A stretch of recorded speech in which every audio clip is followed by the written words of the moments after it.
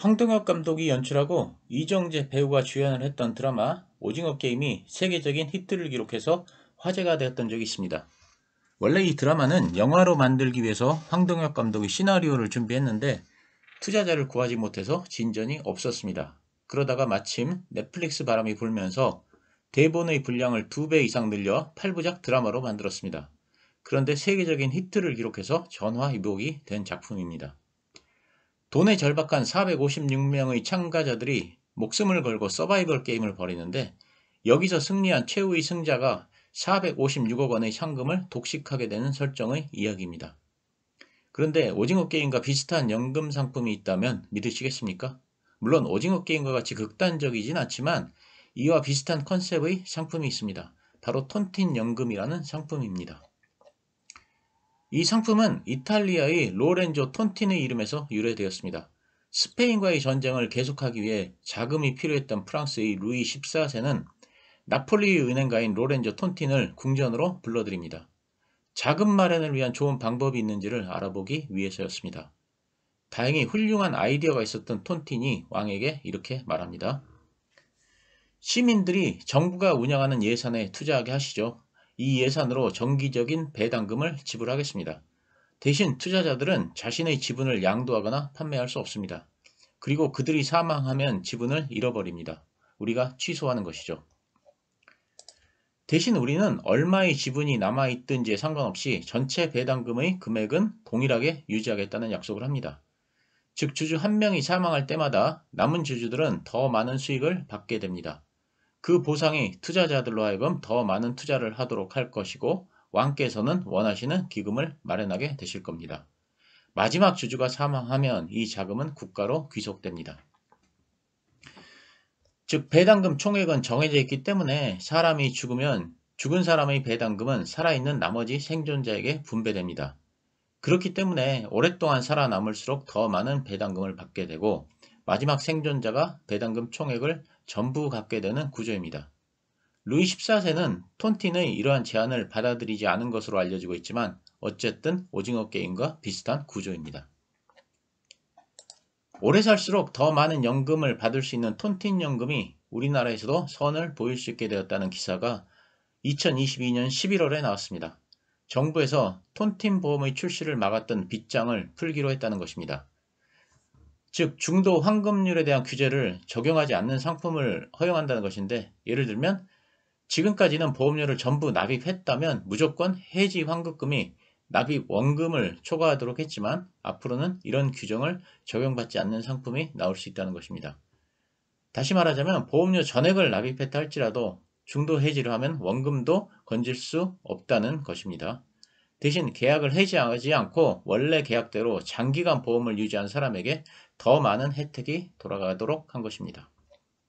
그런데 이러한 현대판 톤틴 연금이 주식시장에도 있습니다. 어떤 주식이냐면 바로 자사주를 사들여 소각하는 회사입니다. 회사가 자사주를 계속 매입하고 소각을 하게 되면 주식시장에서 거래되는 주식은 계속 줄어들게 됩니다. 그렇기 때문에 한 주당 가치가 계속 올라가게 됩니다. 주식을 팔지 않고 보유하고 있을수록 주식의 가치는 계속 올라간다는 것입니다.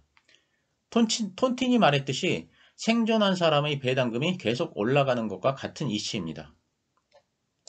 자사주를 사실상 가장 처음 사들인 사람은 텔라다인의 CEO인 헨리 싱글턴입니다.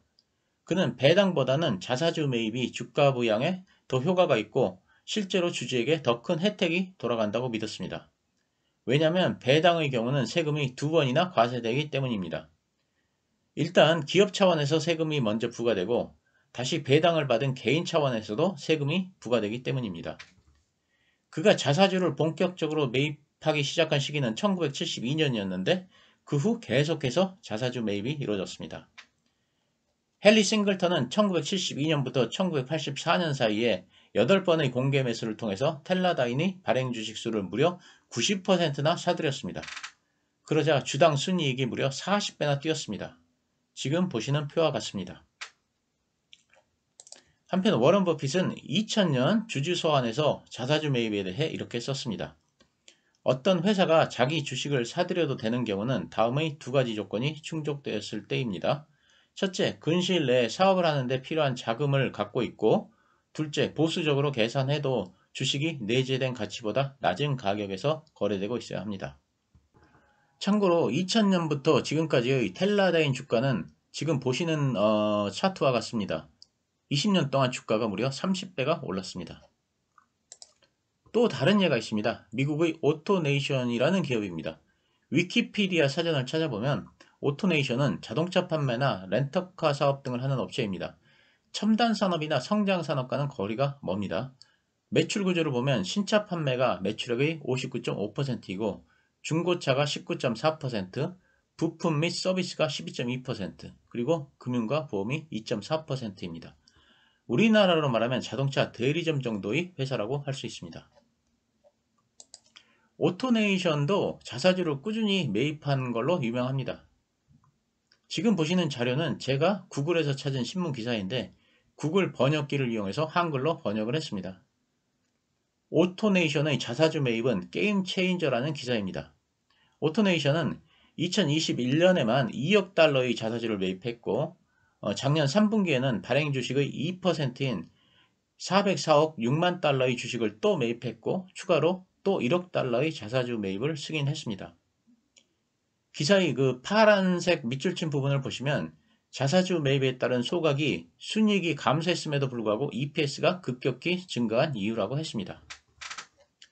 무슨 말이냐면 오토네이션의 순이익은 0.32%가 증가했습니다.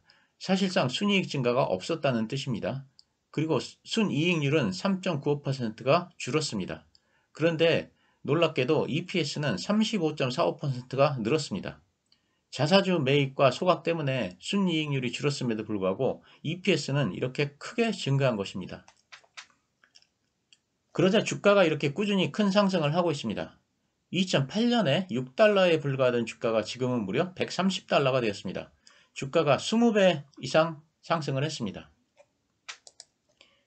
우리나라에도 주식을 매입해서 소각하는 기업들이 점점 늘어나고 있습니다. 최근 기사를 보면 자사주 소각이 2.4배 늘었다고 합니다. 올해 매입 및 소각 규모가 2조 4천억 원으로 전년 동기 대비 64%가 증가했습니다. 그러면서 만약에 미소각 주식 74조 원을 소각할 경우에는 코스피가 3천에 도달할 수도 있다고 이 기사는 쓰고 있습니다. 이 중에서 일회성으로 주식을 소각하는 기업 말고 꾸준히 계속적으로 소각을 하는 기업에 관심을 가질 필요가 있습니다. 이런 주식들은 실적이 제자리 걸음을 하고 성장성이 큰 분야가 아니더라도 유통 주식 수가 감소함에 따라 EPS가 증가할 것이고 그 결과 주가는 꾸준히 상승할 것입니다. 예를 들면 순이익이 제자리로 똑같아도 유통 주식 수가 50%가 감소하면 EPS는 2배로 늘어납니다. 이런 기업에 장기 투자를 하게 되면 웬만해서는 돈을 잃을 가능성이 크지 않고 시장 수익률을 초과할 가능성은 매우 큽니다.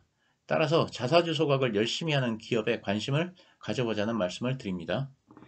참고로 자사주 소각이 의미가 있으려면 상장 주식 수가 실제로 줄어야 합니다. 예를 들면 임직원들에게 스톡 옵션을 남발해서 주식 소각을 함에도 불구하고 실제로 주식 수가 줄어들지 않으면 의미가 없다는 것입니다.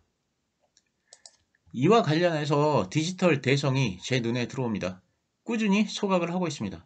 최근 기사를 보시면 작년 11월에 100만 주를 소각했고 금년 5월에 67만 주를 소각할 예정이며 다음 달부터 추가로 자사주를 매입하여 또 소각을 할 예정입니다. 대략 계산해보면 1년 만에 약 200만 주를 소각하는 것입니다. 밑줄 친 부분을 보시면 현재 상장 주식수가 2880만 주입니다.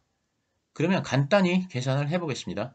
매년 200만 주를 소각한다고 가정하고 13년 후가 되면 상장 주식수는 280만 주로 줄어듭니다. 그러면 회사의 매출이나 이익의 성장이 없어도 주가는 10배가 오르게 됩니다. 자사주 소각만으로 13년 만에 10배거가 되는 것입니다. 거기다가 이 회사는 배당도 많이 주고 있습니다. 작년 배당 수익률이 3%를 넘어서고 있습니다. 이런 종목은 첨단 산업에 속한 주식은 아니기 때문에 당장 3, 4배씩 폭등을 할 주식은 아닙니다. 하지만 딱히 회사에 문제만 없고 주식 소각을 열심히 하면 EPS가 꾸준히 올라가면서 주가도 꾸준히 상승하리라 생각합니다. 급격한 상승을 바라지는 않지만 배당을 꼬박꼬박 주면서 손해보지 않고 꾸준한 우상향을 원하시는 성향의 투자자분들도 많이 계시기 때문에 이 종목을 소개해드립니다. 관심 있으신 분들은 공부를 해보시기 바랍니다. 참고로 회사의 실적도 나쁘지 않은 것 같습니다. 기사에 의하면 2022년에는 사상 최대의 실적을 거뒀다고 합니다. 그런데 웬일인지 주가는 최저치에 머물고 있습니다. 이 영상은 디지털 대성을 추천하는 것이 아닙니다. 자사주 매입과 소각이라는 관점에서 적합한 예로 설명을 드리는 것일 뿐이니 이 영상을 참조만 하시기 바라고 관심 있으신 분들은 이 종목에 대해 따로 공부를 해보시기 바랍니다. 저도 이 종목에 대해서는 심층적으로 분석을 한 것은 아닙니다. 감사합니다.